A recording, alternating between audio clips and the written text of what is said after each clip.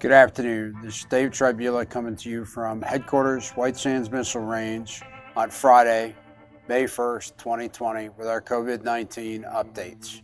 To the numbers, New Mexico is reporting 3,513 positive cases of COVID-19, including 830 in the county surrounding Albuquerque, 100 in Santa Fe, 43 in Socorro, 147 in Doña Ana, and 5 in Otero.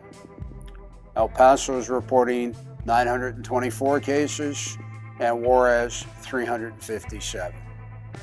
Yesterday, I told you that the governor of New Mexico was holding a press conference as we were speaking, and that she was extending her order, and that order is actually slightly changed from a stay-at-home.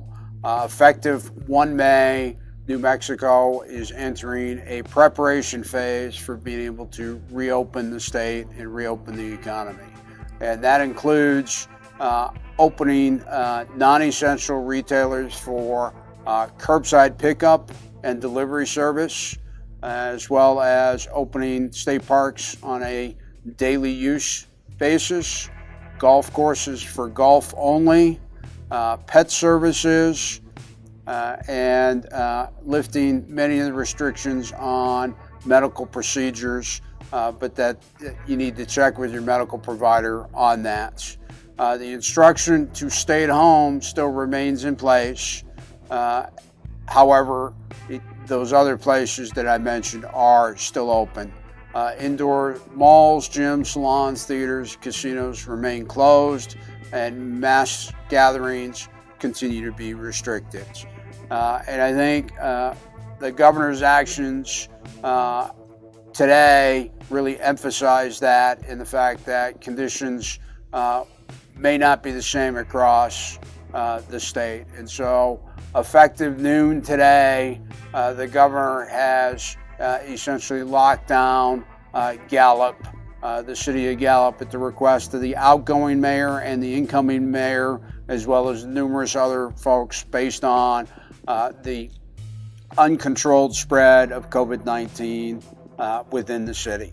And so the state and the National Guard are manning roadblocks on all roads leading into the city of Gallup to prevent that spread moving forward.